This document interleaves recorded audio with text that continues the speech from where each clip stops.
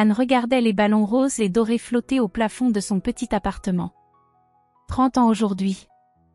Elle avait passé 3 heures à préparer des canapés faits maison, disposer des fleurs du marché dans des vases dépareillés et nettoyer chaque recoin de son studio de 35 mètres carrés. Tout devait être parfait pour cette soirée qu'elle organisait depuis des mois. Sa famille arriverait bientôt. Ses parents, ses 2 frères, sa sœur, quelques collègues de l'hôpital. 20 personnes maximum dans cet espace minuscule, mais c'était déjà un luxe pour Anne. Chaque centime comptait dans sa vie d'infirmière qui enchaînait les gardes de jour et de nuit. Elle ajusta sa robe bleu marine, la plus belle de sa garde-robe achetée en solde il y a 3 ans. Dans le miroir de l'entrée, elle vit une femme fatiguée aux cernes marquées, mais qui souriait avec espoir. Ce soir, elle voulait montrer à sa famille qu'elle était heureuse, qu'elle avait réussi à sa manière. La sonnette retentit. Anne ouvrit à ses parents, suivie de près par le reste de la famille. Sa mère entra en scrutant l'appartement avec un regard critique. Toujours ce petit studio, ma chérie? À ton âge, ta sœur avait déjà sa maison.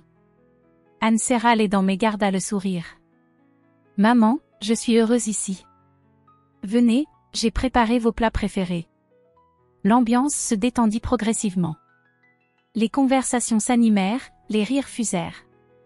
Anne servait, resservait, veillait à ce que chacun se sente bien. Elle était dans son élément, prendre soin des autres, même si cela l'épuisait. Vers 22 heures, son frère aîné Marc prit une cuillère et tapa sur son verre. Un petit discours pour notre sœur. Anne rougit, touchée par cette attention. Mais sa mère se leva et tendit la main vers le micro factice que Marc avait apporté en plaisantant. « Laisse-moi parler de ma fille. » Le sourire d'Anne se figea. Elle connaissait ce ton. Sa mère avait bu plus que d'habitude, et quand elle buvait, elle devenait imprévisible. « Mes chers amis, vous voyez ma fille Anne. 30 ans aujourd'hui. » Un silence pesant s'installa.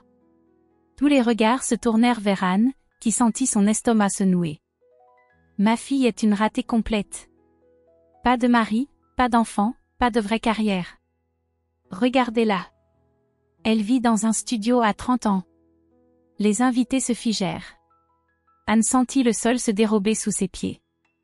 Sa mère continuait, impitoyable. « J'ai honte de l'avoir mise au monde. Elle gâche sa vie depuis 30 ans. Toujours à travailler, jamais de temps pour fonder une famille. » Les larmes montèrent aux yeux d'Anne.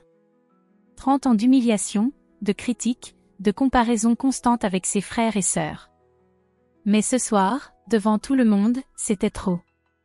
Elle se leva d'un bond et arracha le micro des mains de sa mère. « Maintenant, c'est mon tour de parler. » Sa voix tremblait, mais une détermination nouvelle brillait dans ses yeux. Pour la première fois de sa vie, Anne allait dire la vérité. Toute la vérité sur ces 5 dernières années. Ce que sa mère allait entendre changerait sa vie à jamais. Anne tenait le micro d'une main tremblante.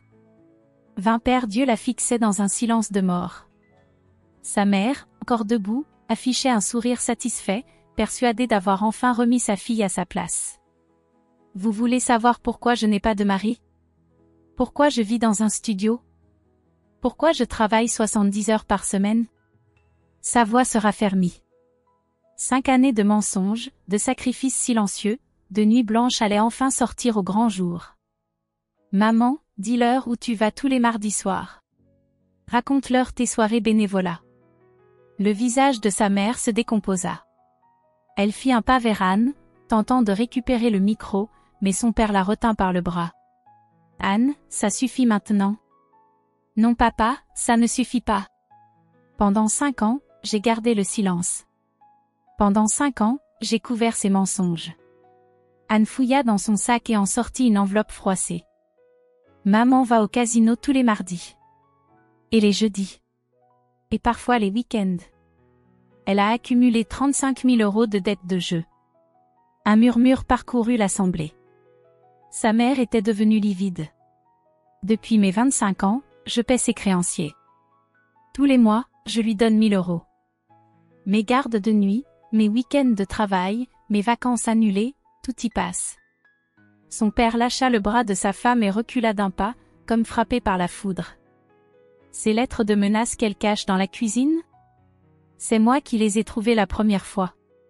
Cette maison que vous croyez entièrement payée? Elle est hypothéquée depuis 3 ans. Sa mère tentait de l'interrompre, mais Anne continuait, libérant enfin 5 années de colère refoulée. Tu me traites de ratée, maman? Je me lève à 5 heures du matin, je travaille jusqu'à minuit, je vis de pâtes et de thon pour te sauver la mise. Et toi, tu continues de jouer avec l'argent que je te donne. Anne se tourna vers son père, qui semblait vieilli de 10 ans en quelques minutes.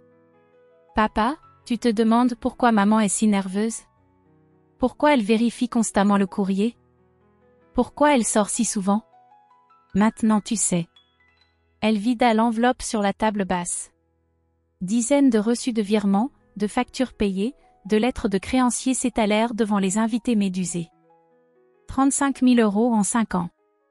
Ma vie entière sacrifiée pour que notre famille garde sa dignité. Sa mère s'effondra sur le canapé, la tête entre les mains.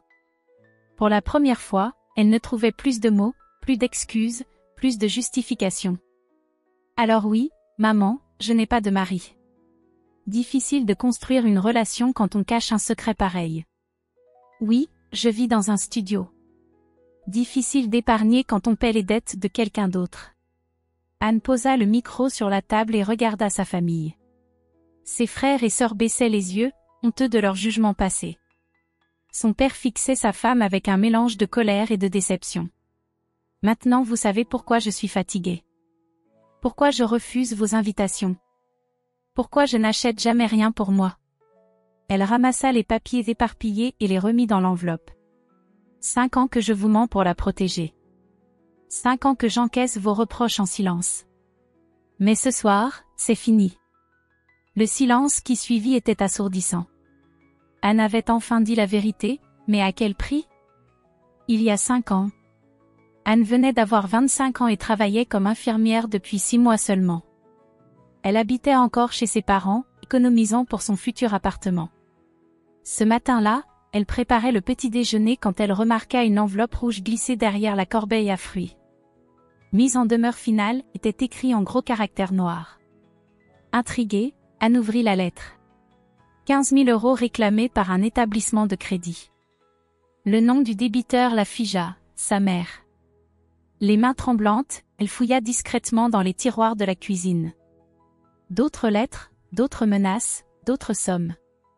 Au total, plus de 30 000 € de dettes. Quand sa mère rentra de ses courses, Anne l'attendait à la table de la cuisine, les lettres étalées devant elle. « Maman, qu'est-ce que c'est que ça ?» Sa mère s'effondra instantanément, comme si elle attendait ce moment depuis des mois. Entre les sanglots, elle avoua tout, le casino, les paris, les emprunts qui s'accumulaient. Elle avait commencé par de petites sommes, pour s'amuser. Puis les pertes s'étaient enchaînées, les dettes avaient grossi. « Je ne peux pas le dire à ton père, Anne. Il me quitterait. Notre mariage, notre famille, tout serait détruit. » Anne regardait cette femme brisée qui avait toujours été si forte, si fière. Comment sa mère avait-elle pu tomber si bas? « Je vais arrêter, je te le promets. Aide-moi juste cette fois. Après, c'est fini. » Ces mots résonnaient encore dans la tête d'Anne 5 ans plus tard. Juste cette fois. Le mensonge le plus coûteux de sa vie. Elle avait accepté par amour filial, par peur de voir sa famille exploser. Le premier mois, elle avait donné 1 000 € prélevés sur ses économies. Sa mère avait pleuré de reconnaissance, juré que c'était terminé. Mais le mois suivant, de nouvelles lettres arrivaient. Et encore le mois d'après. Anne s'installa dans son studio, non par envie d'indépendance, mais pour justifier ses dépenses. Comment expliquer autrement qu'elle n'avait plus d'argent pour sortir avec ses amis? Plus de budget pour les vêtements ou les vacances? Ces journées devinrent un enfer organisé. Levée à 5 heures, première garde à l'hôpital de 6 heures à 14 heures, puis course à l'autre bout de la ville pour une garde de nuit de 20 heures à 6 heures du matin. 3 heures de sommeil quand elle avait de la chance. Ses collègues s'inquiétaient de la voir si fatiguée, si maigre. Anne inventait des excuses, elle économisait pour un grand projet, elle aidait une amie dans le besoin. Mensonge après mensonge pour couvrir le mensonge principal. Elle avait rompu avec Thomas, son petit ami de l'époque. Comment lui expliquer qu'elle ne pouvait jamais sortir, jamais partir en week-end, jamais prévoir quoi que ce soit? Il avait fini par la quitter, croyant qu'elle ne l'aimait pas assez. Les années passaient, et les dettes ne diminuaient pas. Anne comprit progressivement que sa mère n'avait jamais arrêté de jouer. L'argent qu'elle lui donnait servait à rembourser les anciennes dettes, mais de nouvelles s'accumulaient chaque mois. Un soir, épuisée après une garde de 16 heures, Anne avait croisé par hasard sa mère sortant du casino du centre-ville. Elle portait une robe neuve et souriait. Anne était rentrée chez elle et avait pleuré toute la nuit. Mais le lendemain, elle avait continué à payer. Par habitude, par peur, par amour mal placé. 5 années à vivre comme une pauvre pour maintenir le mensonge de sa mère. 5 années à encaisser les critiques familiales sans pouvoir se défendre. 5 années à regarder sa jeunesse s'envoler. Jusqu'à ce soir, où enfin, elle avait trouvé le courage de dire la vérité. Le silence qui suivit la révélation d'Anne sembla durer une éternité. Personne n'osait bouger dans le petit appartement devenu soudain oppressant. Sa mère, effondrée sur le canapé, gardait la tête entre les mains. Son père, debout au milieu du salon, fixait sa femme avec une expression que Anne ne lui avait jamais vue. 35 000 euros. Sa voix était à peine audible, comme s'il testait ces mots incroyables dans sa bouche. Il se tourna lentement vers sa femme. « Francine, regarde-moi. » Anne retint son souffle. Son père n'avait jamais parlé sur ce ton. Même dans ses colères les plus vives, il gardait toujours une certaine douceur. Là, quelque chose s'était brisé en lui. Sa mère leva enfin la tête.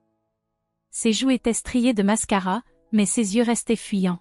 « Michel, je peux t'expliquer. » « M'expliquer quoi ? 35 000 euros de dette ?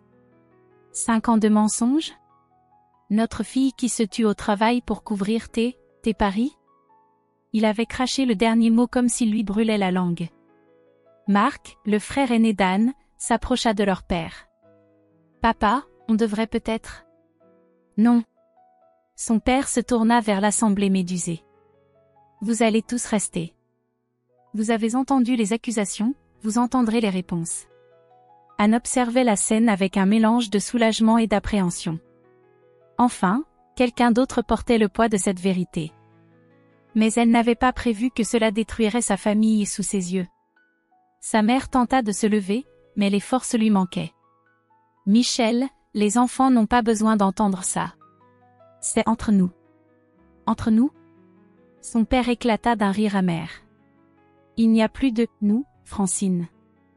Il y a toi, tes mensonges, et notre fille qui a payé le prix de tes vices. » Anne vit sa sœur Isabelle échanger un regard troublé avec Marc. Il commençait à comprendre pourquoi Anne avait toujours refusé leurs invitations, pourquoi elle semblait si distante lors des réunions familiales. « Papa, c'est vrai ce qu'Anne a dit ?» Isabelle osait enfin poser la question que tous avaient en tête. Leur père fouilla dans le tas de papiers qu'Anne avait laissé sur la table. Il en prit un au hasard, un reçu de virement de 1 000 euros daté du mois précédent. « Apparemment, oui. Notre mère a des dettes de jeu, et votre sœur paie depuis 5 ans. » Il se tourna vers Anne, et elle lut dans ses yeux une culpabilité immense. « Ma fille, pardonne-moi. Tous ces reproches qu'on t'a faits, ton manque d'ambition, ta vie trop simple. On ne savait pas. » Anne sentit les larmes lui monter aux yeux. Elle avait tant espéré ces mots, cette reconnaissance. « Je ne pouvais rien dire, papa. J'avais promis. » Sa mère se redressa soudain, retrouvant un peu de combativité. « Anne exagère. Ce n'est pas si grave que ça. J'ai eu quelques problèmes, c'est vrai, mais… » « Quelques problèmes ?» Son père brandissait maintenant une liasse de lettres. « Des menaces d'huissier, c'est quelques problèmes. Notre maison hypothéquée sans que je le sache, c'est quelques problèmes. » Le mot « hypothéqué » fit l'effet d'une bombe. Anne elle-même ne connaissait pas ce détail. « Quoi ?» Marc se leva d'un bond. « La maison familiale ?» Leur mère ne répondait plus. Elle regardait fixement le sol, comme si elle espérait qu'il s'ouvre sous ses pieds. « Maman, réponds. » Isabelle avait élevé la voix pour la première fois de la soirée. Tu as hypothéqué la maison de notre enfance? J'avais besoin d'argent. C'était temporaire. Je pensais pouvoir rembourser rapidement. Anne ferma les yeux. Chaque nouvelle révélation était un coup de poignard. Même elle ne connaissait pas l'étendue des dégâts. Son père s'assit lourdement dans le fauteuil, vieilli de 10 ans en quelques minutes. Francine, combien y a-t-il d'autres choses que j'ignore? Combien d'autres mensonges? Mais sa mère ne répondait plus. Elle s'était recroquevillée sur elle-même, submergée par la honte et les conséquences de ses actes. Les invités commençaient discrètement à prendre leurs affaires. Cette soirée d'anniversaire était devenue le théâtre d'un drame familial qu'ils n'avaient jamais voulu voir. Anne les regarda partir un à un, avec un mélange de soulagement et de tristesse. Enfin, la vérité était sortie. Mais à quel prix pour sa famille? 3 jours après la soirée catastrophique, Anne n'avait reçu aucun appel de sa famille. Le silence était pesant, mais aussi libérateur. Pour la première fois depuis 5 ans, elle s'était réveillée sans cette angoisse permanente qui lui nouait l'estomac. Elle préparait son café quand son téléphone sonna. Sa mère. Anne, il faut qu'on parle. Ton père, il a fait ses valises. La voix était brisée, suppliante. Anne ferma les yeux. Elle avait redouté ce moment tout en le souhaitant secrètement. Où est-il parti? Chez Marc. Il refuse de me parler. Anne, tu dois m'aider. Explique-lui que j'ai arrêté. Que c'est fini maintenant. Anne sentit la colère monter. Même maintenant, sa mère essayait de la manipuler. Maman, tu as dit la même chose il y a 5 ans. Et l'année dernière quand j'ai menacé d'arrêter de payer. Tu n'as jamais arrêté. Un silence. Puis des sanglots au bout du fil. Je sais que j'ai menti. Mais cette fois, c'est différent. Je vais me faire aider. Anne raccrocha sans un mot. Elle en avait assez des promesses vides. Le lendemain, son père l'appela pour déjeuner. Il avait l'air fatigué, vieilli. Ils se retrouvèrent dans un petit café près de l'hôpital. Anne, je dois te demander pardon. Pour toutes ces années où je t'ai jugée sans savoir. Il remua son café nerveusement, évitant son regard. J'ai fouillé dans nos papiers hier. Les dettes sont encore plus importantes que tu ne le croyais. Ta mère a contracté de nouveaux emprunts le mois dernier. 15 000 € de plus. Anne sentit son cœur se serrer. Même en payant religieusement chaque mois, les dettes continuaient de grossir. Papa, elle n'a jamais arrêté de jouer. L'argent que je lui donnais ne servait qu'à rembourser les anciennes dettes. Elle en contractait de nouvelles pour continuer à jouer. Son père hocha la tête, l'air accablé. 50 000 € au total. Notre maison vaut 80 000. Si on la vend? Non. Anne l'interrompit. Papa, cette maison c'est ta vie. C'est là que vous avez élevé vos enfants. Je ne permettrai pas qu'elle soit vendue à cause des bêtises de maman. Mais Anne, comment on va faire? Je ne peux pas rembourser une telle somme avec ma retraite. Anne regarda cet homme qui avait travaillé toute sa vie comme routier, qui n'avait jamais rien demandé à personne. Il ne méritait pas de perdre sa maison à 62 ans. Papa, j'ai pris une décision. Je ne donnerai plus un centime à maman tant qu'elle ne se fera pas soigner. Elle sortit de son sac une brochure qu'elle avait imprimée. Il y a un centre spécialisé dans l'addiction aux jeux à 20 km d'ici. Maman doit y aller, suivre une thérapie, rejoindre un groupe de soutien. Sinon, c'est fini. Son père prit la brochure et la feuilleta silencieusement. Tu crois qu'elle acceptera? Elle n'a plus le choix. Marc et Isabelle sont au courant maintenant. Toute la famille sait. Si elle veut récupérer sa dignité et sauver son mariage, elle doit se soigner. Anne marqua une pause, cherchant ses mots. Papa, je sais que tu l'aimes encore. Malgré tout ce qui s'est passé. Mais tu ne peux plus fermer les yeux. Cette maladie nous a tous détruits. Son père acquiesça, les larmes aux yeux. Ta mère n'était pas comme ça avant. C'est arrivé progressivement, après la mort de sa mère. Elle disait que ça l'aidait à oublier. Anne découvrait un aspect qu'elle ignorait. Sa grand-mère était morte il y a 6 ans. Le début de l'addiction coïncidait avec ce deuil.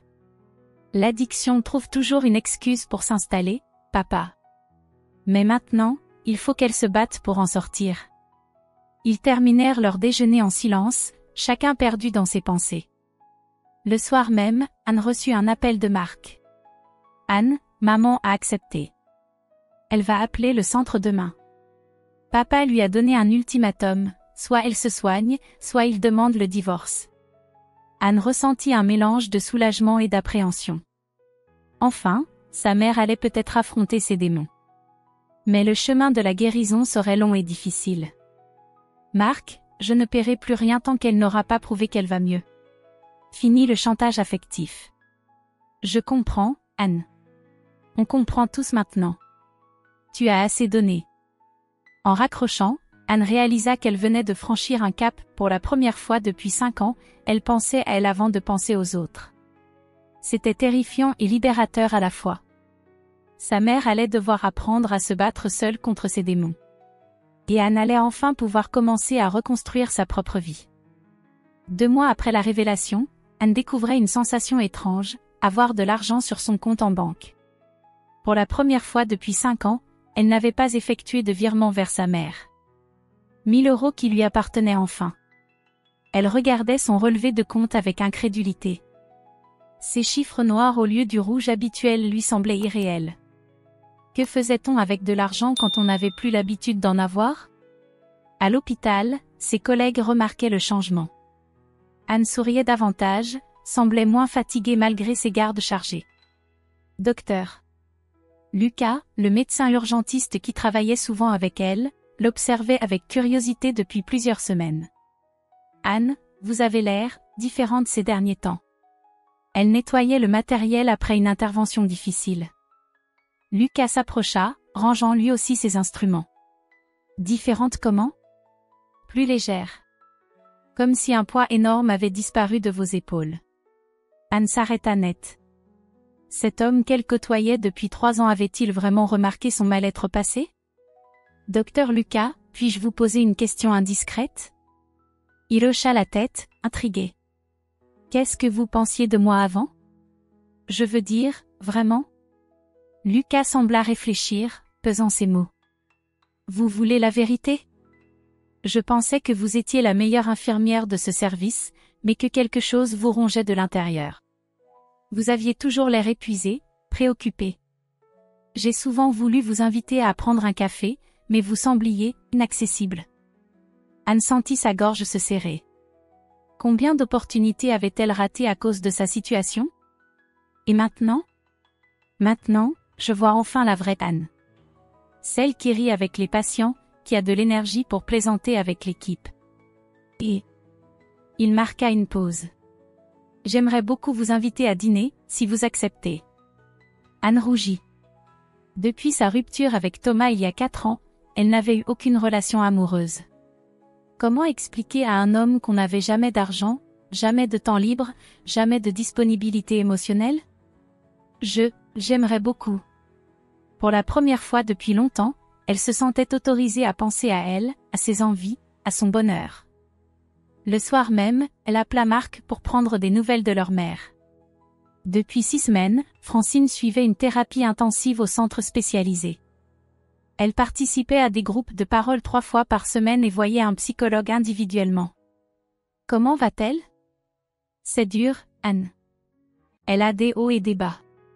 Certains jours, elle semble aller mieux, d'autres elle pleure sans arrêt.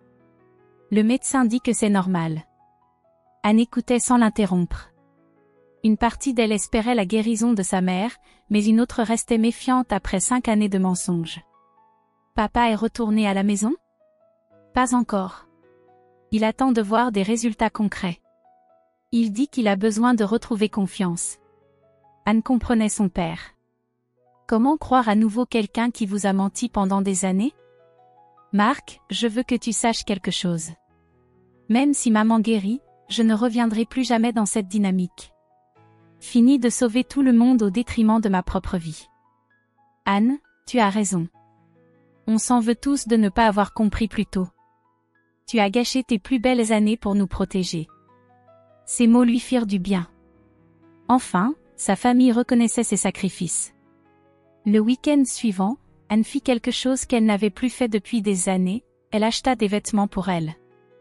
Rien d'extravagant, mais des habits qui lui plaisaient vraiment, pas juste les moins chers du magasin. En sortant de la boutique, elle croisa par hasard Thomas, son ex-fiancé. Il fut surpris de la voir si rayonnante. « Anne, tu as l'air épanouie. Ça me fait plaisir de te voir comme ça. » « Merci, Thomas. J'ai traversé une période difficile, mais ça va mieux maintenant. » Il hésita un moment, comme s'il voulait ajouter quelque chose. « Anne, je sais que notre histoire s'est mal terminée. J'ai toujours eu l'impression que tu me cachais quelque chose d'important. Si c'est réglé maintenant, peut-être qu'on pourrait... » Anne l'interrompit doucement. « Thomas, tu es quelqu'un de bien. Mais cette période de ma vie est fermée. J'ai envie d'avancer, de construire du neuf. » Il acquiesça, déçu mais compréhensif. En rentrant chez elle, Anne réalisa qu'elle venait de franchir un cap symbolique. Elle avait fermé définitivement la porte sur son passé de souffrance. Thomas représentait cette époque où elle se sacrifiait pour les autres sans même s'en rendre compte. Le soir, elle s'inscrivit en ligne à des cours du soir pour devenir infirmière spécialisée en psychiatrie. Depuis son expérience avec sa mère, elle comprenait mieux les mécanismes de l'addiction. Peut-être pourrait-elle aider d'autres familles à éviter ce qu'elle avait vécu. En validant son inscription, Anne sourit. À 30 ans, elle recommençait enfin à vivre pour elle. Elle avait des projets, des envies, de l'argent, et peut-être bientôt de l'amour avec Lucas. Sa mère devrait apprendre à se battre seule contre ses démons. Anne, elle, avait enfin choisi de se battre pour ses rêves. 6 mois après la révélation, Anne reçut un appel inattendu. Sa mère demandait à la voir. Pas pour de l'argent, pas pour supplier, juste pour parler. Anne hésita longuement avant d'accepter. Elles se retrouvèrent dans un parc près du centre de thérapie. Sa mère avait changé. Amaigrie, vieillie, mais ses yeux avaient retrouvé une clarté qu'Anne ne leur avait plus vue depuis des années. Elle portait des vêtements simples, pas de bijoux, pas de maquillage excessif. « Anne, je ne vais pas te demander pardon avec des mots. Les mots, j'en ai trop prononcé de faux. » Elles s'assirent sur un banc face à un petit étang.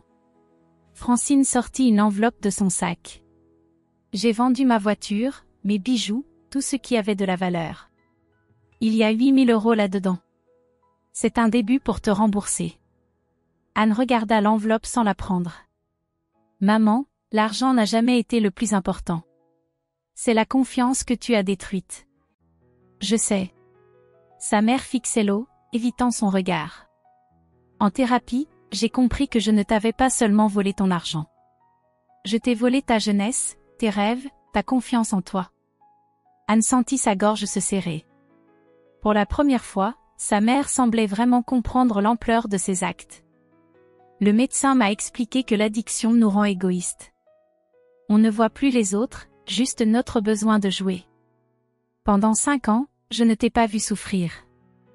Je ne voulais pas voir. » Francine se tourna enfin vers sa fille. « Je veux que tu saches que je n'ai plus joué depuis 4 mois. Pas un centime, pas une carte à gratter. J'ai remis toutes mes cartes bancaires à ton père. » Anne observait cette femme qui avait été sa tortionnaire et qui semblait aujourd'hui sincèrement repentante. « Maman, comment je peux te croire? Tu m'as déjà fait cette promesse. Tu ne peux pas. Et tu as raison. » Francine sortit une carte du centre de thérapie. « Appelle le docteur Moreau quand tu veux. Il te dira où j'en suis vraiment. » Anne fut surprise par cette transparence. Avant, sa mère cachait tout, mentait sur tout. « J'ai trouvé du travail. Femme de ménage dans une entreprise. Ce n'est pas glorieux, mais c'est honnête. Chaque euro que je gagne sert à rembourser mes dettes. Et papa? Il m'a donné 6 mois pour prouver que j'ai vraiment changé. Si je rechute, il demande le divorce. Et il aura raison. » Anne resta silencieuse. Cette humilité était nouvelle chez sa mère. « Anne, je ne te demande pas de me pardonner. Je te demande juste de me laisser une chance de réparer.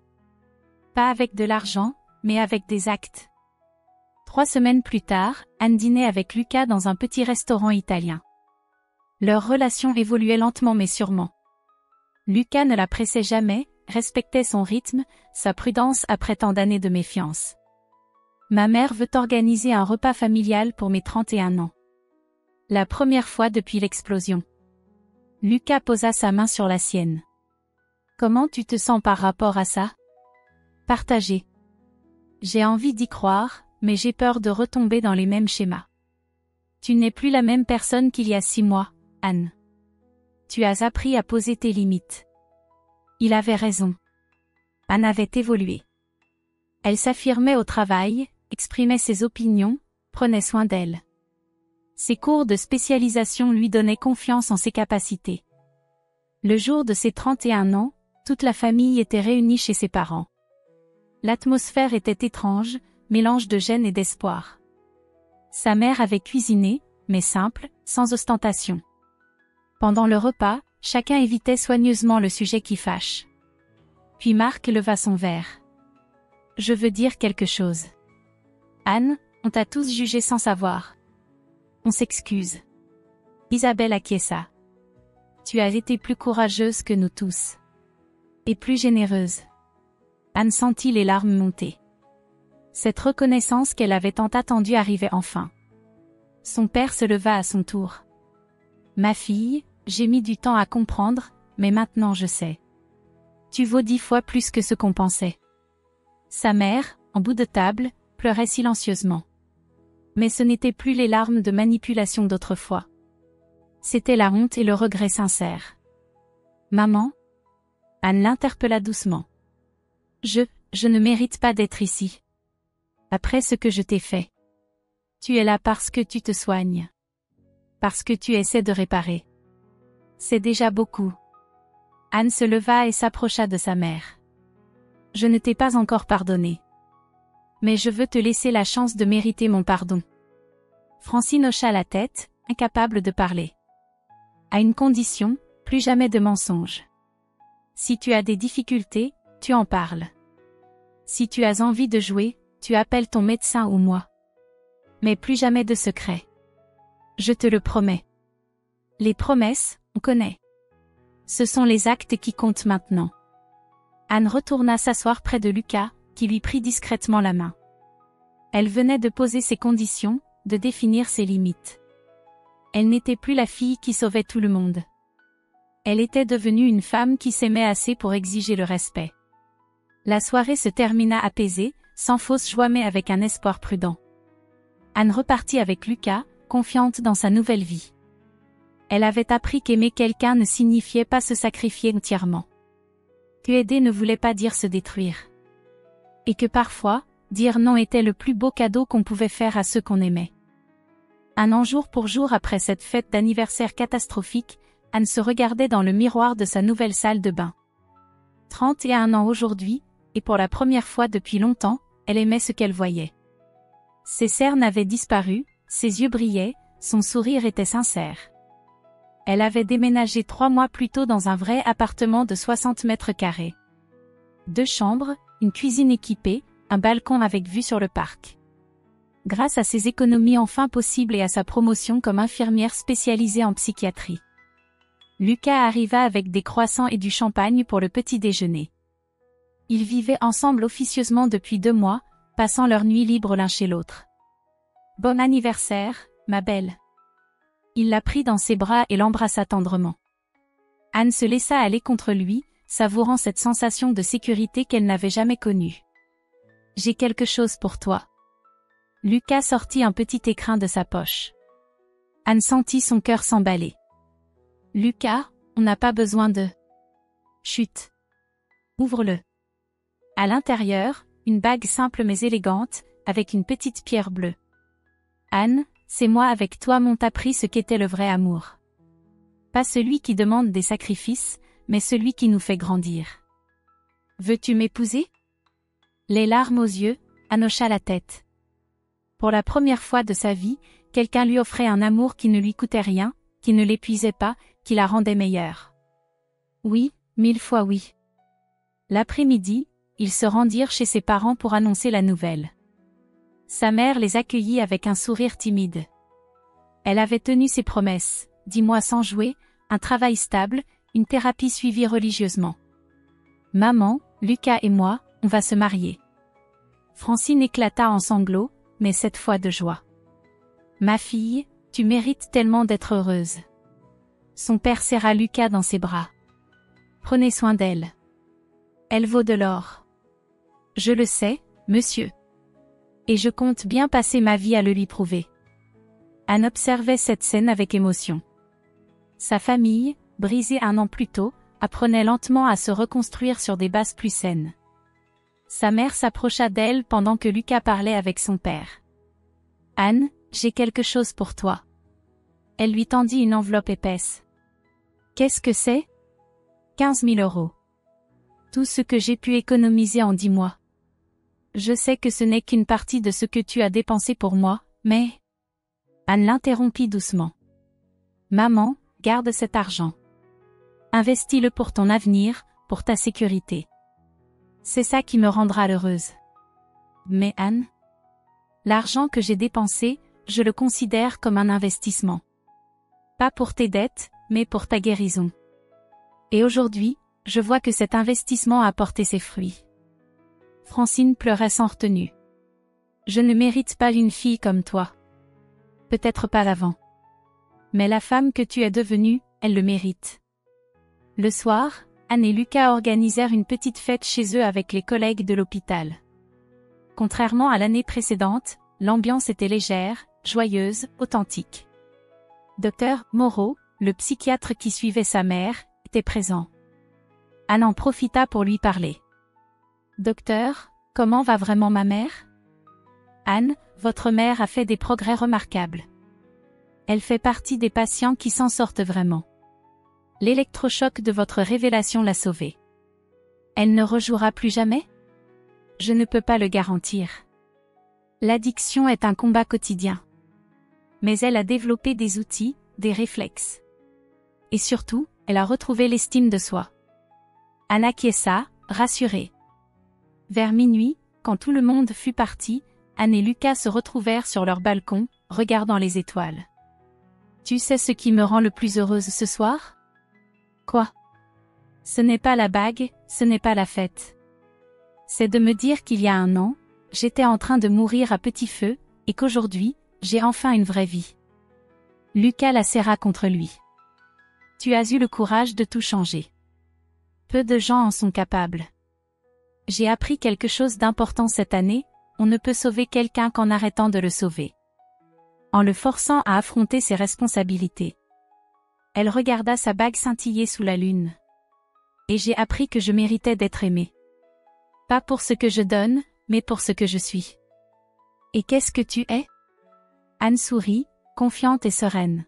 « Je suis une femme qui a survécu à l'amour toxique pour découvrir le vrai amour.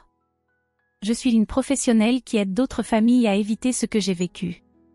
Je suis une fille qui a appris à aimer sa mère sans se détruire. » Elle marqua une pause, savourant cette vérité nouvelle. « Je suis Anne.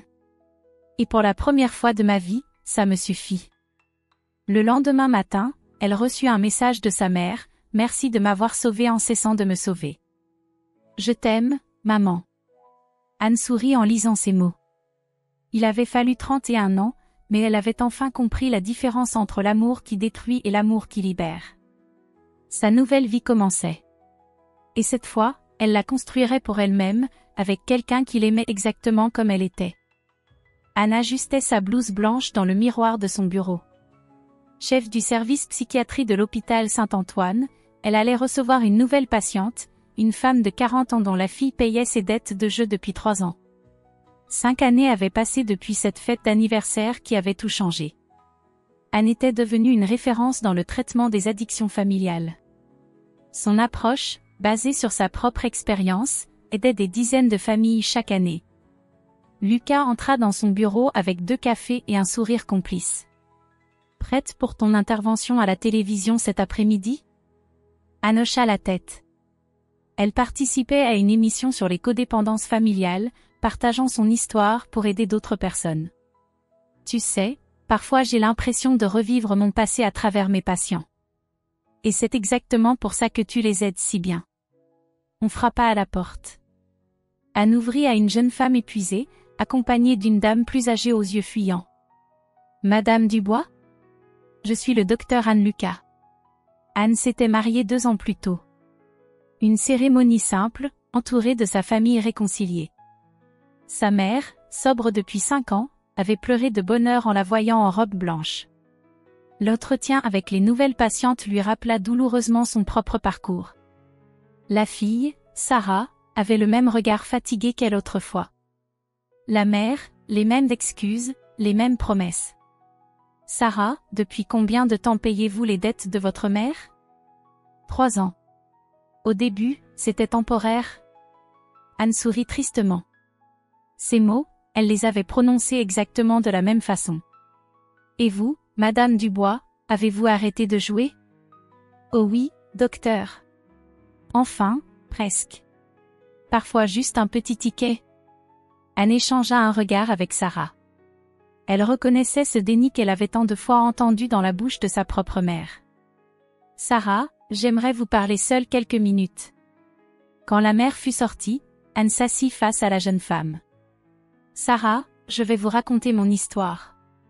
Pendant 1 heure, Anne partagea son expérience. Sarah l'écoutait, les larmes aux yeux, reconnaissant sa propre vie dans ce récit. Comment vous avez trouvé la force d'arrêter? Le jour où j'ai compris qu'en la sauvant, je l'empêchais de se sauver elle-même. Sarah repartit avec des brochures et un espoir nouveau. Anne savait qu'il faudrait du temps, mais la graine était plantée. Le soir, Anne rentra chez elle. Lucas préparait le dîner dans leur maison avec jardin. Leur fille de 2 ans, Emma, jouait dans le salon. « Maman! Regarde !» La petite Emma montrait fièrement son dessin, une famille souriante sous un soleil jaune. Anne la prit dans ses bras, émue. Cet enfant grandirait dans l'amour sain, sans chantage, sans sacrifice toxique. « Mamie Francine arrive demain pour garder Emma ?» demanda Lucas. « Oui. Maman a hâte. » Sa mère était devenue une grand-mère exemplaire. Sobre, responsable, aimante sans être envahissante. Elle travaillait maintenant comme conseillère dans un centre d'aide aux joueurs, transformant son expérience en force pour aider les autres. Après le coucher d'Emma, Anne s'installa sur la terrasse avec Lucas. Elle regardait les étoiles en repensant à cette jeune femme rencontrée le matin. « Tu sais ce qui me rend fière? » « Quoi? » D'avoir transformé la pire période de ma vie en quelque chose d'utile pour les autres. Lucas lui prit la main. « Tu as sauvé ta mère en arrêtant de la sauver. Et maintenant tu sauves d'autres familles. » Anne sourit. Sa bague de fiançailles brillait toujours à son doigt, symbole d'un amour qui construisait au lieu de détruire. Son téléphone vibra. Un message de Sarah. « Docteur, j'ai dit à ma mère que c'était fini. Merci de m'avoir montré le chemin. » Anne ferma les yeux, satisfaite. Quelque part, une jeune femme venait de commencer sa propre renaissance. Et demain, il y en aurait d'autres. L'héritage de sa souffrance était devenu une mission de vie. Anne avait transformé ses cicatrices en lumière pour éclairer le chemin des autres.